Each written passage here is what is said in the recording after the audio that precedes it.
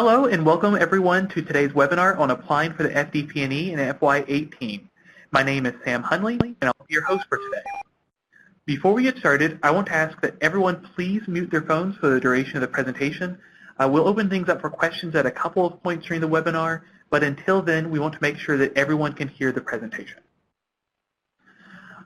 Also, I'd like to review a couple of features of the webinar platform that we're using today. Below the slides, you should see a Q&A box. Let's see, so it seems that there's a, before I get moving too far, it seems that there is a bad echo on the line. People, if you could double check to make sure your phone is muted, we just want to make sure that this is coming through clearly. But below the slides, you should see a Q&A box. You can type questions here and we'll do our best to answer them during our question and answer periods. Again, this is a great opportunity in case you don't want to forget a question. You can write it here and we'll definitely see it. So with that, I want to go ahead and get started. For today's presentation, we'll provide a brief overview of the FDPIR grant program, the request for applications, or RFA, the application itself, sometimes referred to as Attachment A. And we're going to end by providing some general tips on applying before we open up for a Q&A. And like I said, we'll have a second Q&A at the middle of the presentation. To tell you a bit about myself, I started with the Food and Nutrition Service back in August after finishing my graduate degree in Atlanta, Georgia. I joined the team in the Nutrition Services and Access branch, which is supervised by Julie Skomowski. I'll be taking over for Akua White and Lindsay Williams, who have managed the grant in the past and have been a tremendous help as I've gotten started. So what exactly is the FDPIR anyway? The FDPIR refers to the Food Distribution Program on Indian Reservations, or FDPIR, Nutrition Education Grant. Through this program, funds are awarded to Indian tribal organizations, or ITOs, and state agencies that are current FDPIR allowance holders to enable them to provide nutrition information and services to FDPIR participants. The grant was established in 2008, so we're entering our 10th year of offering this funding opportunity. As described in the RFA, the desired outcomes or goals of this program are to improve nutrition-related knowledge among FDPIR participants, resulting in healthier food choices and a better understanding of healthy food preparation methods, foster tribal capacity to provide nutrition education through the development of nutrition education resources and facilities, and develop skills among FDPIR participants, leading to greater self-sufficiency and providing participants with greater flexibility in how they utilize healthy foods. These goals can be achieved any number of ways, so it might be helpful to look at previously funded projects for examples. To see previously funded projects, you can visit the website on this slide by following the link at the bottom. By clicking on the links highlighted by the box, you can find descriptions of the projects that received grant funding in each of the years listed. The link for 2018 simply leaves information on the current funding opportunity. On that note, the RFA for FY18 can be found both on the FNS website as well as grants.gov. I will show you how to find both locations. However, just as a reminder, all applications must be submitted through grants.gov to be considered. So ultimately, you will want to go to the grants.gov site. The FNS webpage you can find by following the link here. In the box at the bottom of the screen, you will see all of the files for the grant, including a PDF of the RFA, PDFs of the sample budget narrative and project timeline, and the FDPIR match calculator, all of which I will discuss later. In addition, you will see a link to the grants.gov page for the funding opportunity indicated by the magenta arrow at the top of the screen. Speaking of grants.gov, when you visit the grants.gov listing, this is the view you will see for the FDPIR program. In particular, you want to view both the Related Documents tab indicated by the magenta arrow and the Package tab indicated by the teal arrow. On the Related Documents tab, you will find all of the documents described before, as well as a Word document version of the RFA. On the Package tab, you will find a link to actually begin your application through grants.gov as indicated by the arrow on the right.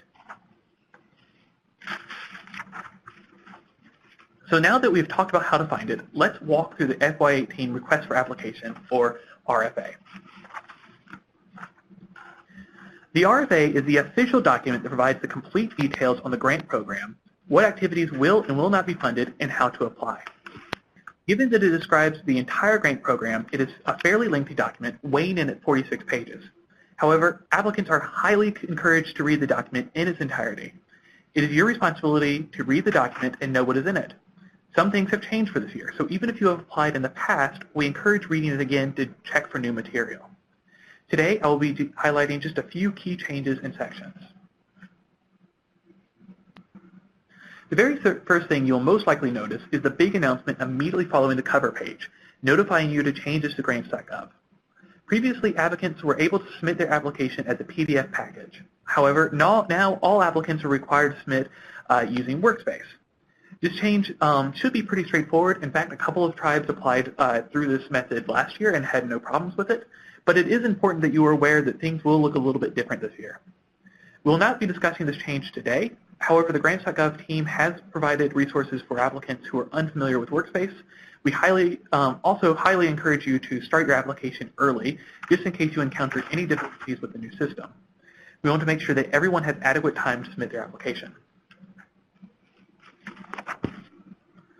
So what if you encounter a problem with grants.gov that you can't fix? The grants.gov team offers 24-hour support to applicants on all days except for federal holidays. In addition, they have an extensive frequently asked questions section that may be of help. You can contact the support team directly by both email and phone, and this information is also available in the RFA should you so need it. The next change that will probably catch your attention is the application checklist found on page 2 of the RFA. This is intended to help highlight key aspects of the application process.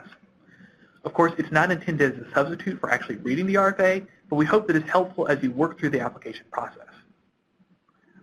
One major thing we would like to remind you of is that you must have a Dun & Bradstreet Universal Numbering System, or DUNS number, and register in the System for Award Management, or SAM, before applying. The RFA contains details on how to do both of these things.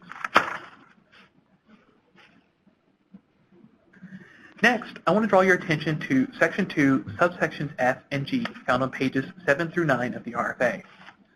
Subsection F describes the activities and services that may be funded through the FDPIR, and subsection G describes activities that will not be funded through the FDPIR.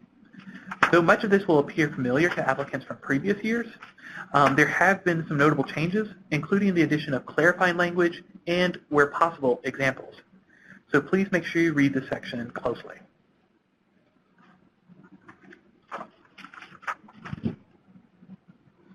Another section that you may find helpful is Section 4, subsection D, which describes the content of the application. It provides a description of most sections, as well as questions and details to consider when completing these sections. It also provides additional discussion on documenting indirect cost rate agreements. As a reminder, all applicants charging for indirect cost must provide verification of their indirect cost rate.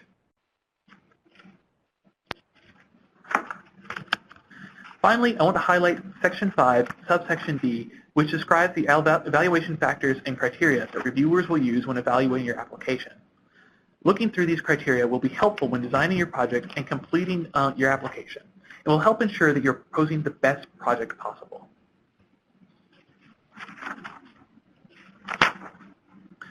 So now that I've covered some of the key points of the RFA, I do want to take a second and pause and ask if anyone has any questions.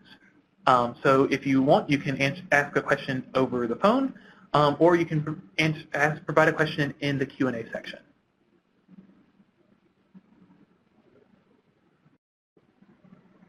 All right. If there's no one has any questions right now, I'm going to go ahead and continue. If you would like to, if you have a question later, definitely feel free to leave it in the Q&A section, and we will get to it at a later point. So right now, I want to take the time to provide a quick overview of the application itself. Like the RFA, we have made a number of changes from previous years, so if you have applied before, the application may look a little different. The first major section you come to is the application project summary. In short, this is a section where you get to sell your grant project to reviewers. What problem will your project seek to solve? What are you planning to do to help alleviate this problem? How does your project achieve this goal? In other words, why is your project the best solution to the problem your organization faces?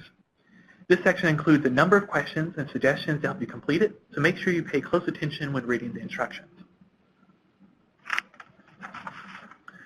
We would also like to encourage you to consider partnering with other organizations, such as other ITOs or state agencies, cooperative extension programs, tribal colleges, and use summer camps to complete your project. By combining your resources with a partner, you increase your project's reach and also the likelihood that your project will succeed. The next section is the project goals form. This is the shortest section of the entire application, but it's also one of the most meaningful. Your goal should be the guiding force of your entire project. In fact, you might want to consider completing this section before completing the application project summary to ensure that the project you propose achieves the goals you selected. The project activities and timeline is the first part of the application with substantial changes. Essentially, this section asks you to provide an estimated timeline of events for your project. When will your activities occur? How long will they last? How many participants will be affected? We put together a sample document to demonstrate how one might complete this section, which is available for download both here as well as on the grant information web pages.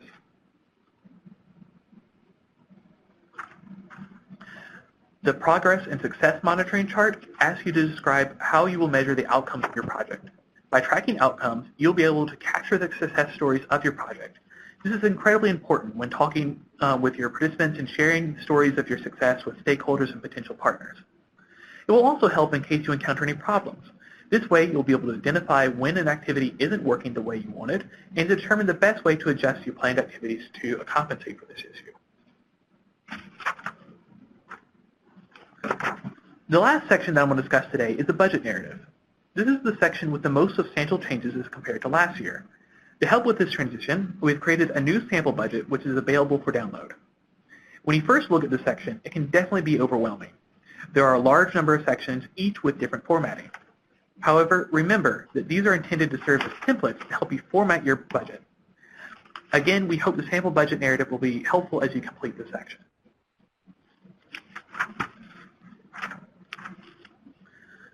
So, as I just mentioned, we have updated the sample budget narrative for this year. We have also added an entirely new document, a match calculator. One of the more difficult tasks of the budget narrative is determining the appropriate match amount. To help with this, we provided an Excel document that calculates the appropriate amount automatically. When you open the calculator, this is what you'll see. The calculator comes filled out with an example project which costs $100,000 marked by the magenta arrow. Assuming that the organization is using the standard 25% match marked with the teal arrow, and the applicant will have a match amount of at least $25,000, then the applicant will have a match amount of at least $25,000 marked by the gold arrow, and a grant request of $75,000. This example is pretty straightforward. However, let's say you have a smaller project and you're requesting a match waiver with a smaller match percentage of 10% instead of 25%. In this example, the organization is proposing a project that costs $43,500. Because they are requesting a match waiver with a 10% match, they would change the match percentage number marked by the magenta arrow to 10%. Thus, you can see that the match amount for this applicant would be at least $4,350, and the grant request amount would be $39,150.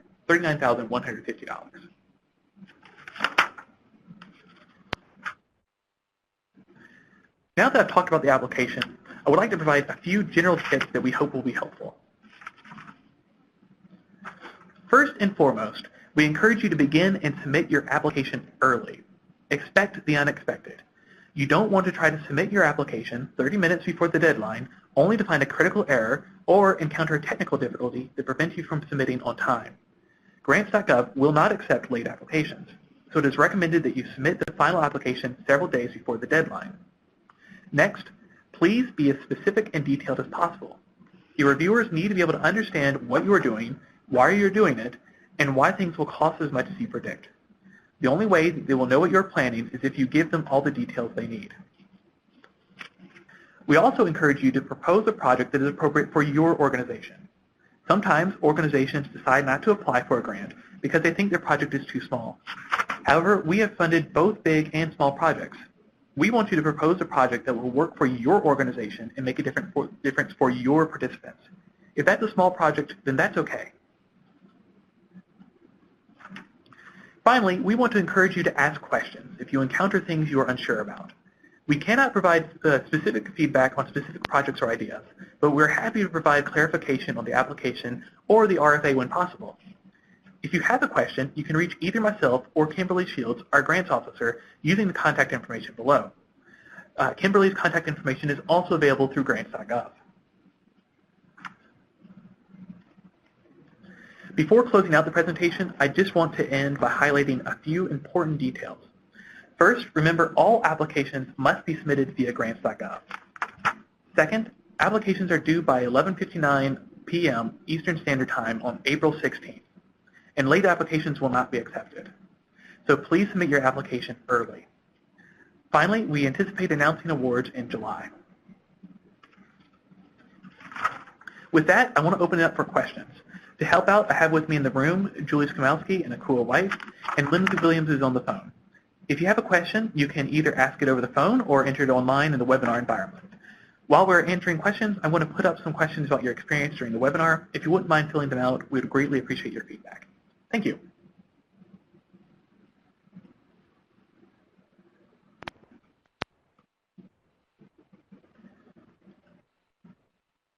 And if you have questions, you can just feel free to unmute and ask directly over the phone. This is as you've noticed, this is pretty informal.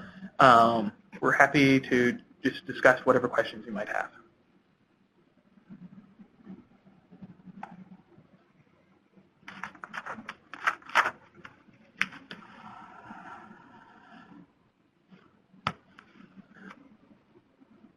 So while we're waiting to see if anyone has questions, one thing I did want to point out is if you're looking for project ideas and having a hard time thinking of ideas, one place to start might be the desired outcome section that I described at the very beginning of the presentation. These are the key kind of outcomes that we're looking for from this grant project. So by focusing on these, you'll be able to design a strong project that will have a big impact and will be something that we'll be really interested in.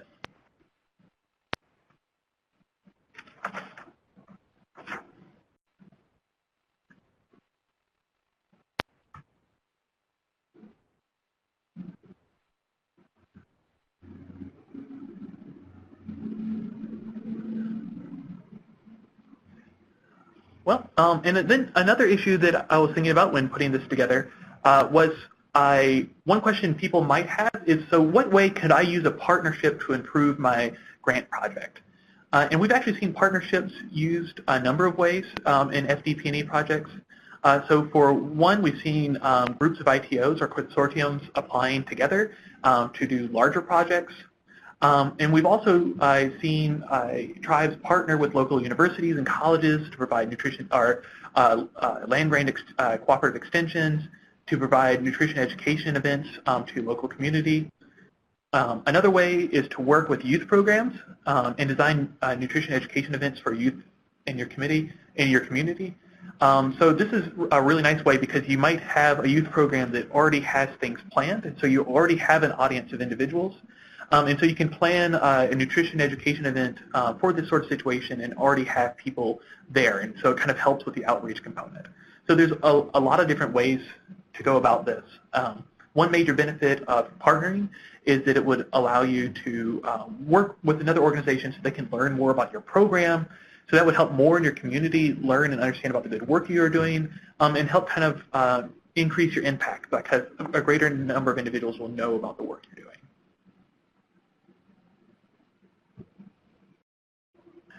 So we see a question coming in through the polls. I recall reading that we can apply for staff positions, but this would be for only 1 year, correct? Would we be able to apply for another staff position next year if the focus of the application is similar? This is a very good question. And we do try to address this issue in the RFA.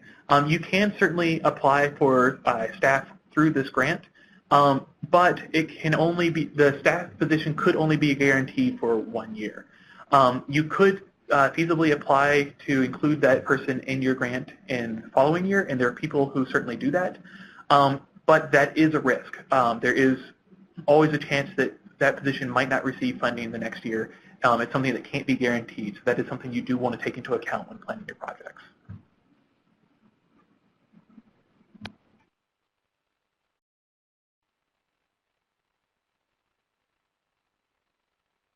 Hello. Okay, so we see we have a question. I'm looking to target young adults to help with cooking classes. Can this grant help? Certainly. With the cooking classes, what we're going to be most interested in is making sure that there's a strong nutrition education component. So for us, you will want to make sure it would be better to look at providing a nutrition education that also provides some cooking instruction rather than cooking instruction that also provides nutrition education, if that makes sense. But finding ways to teach people to provide cook healthy meals is certainly within the scope of this grant program.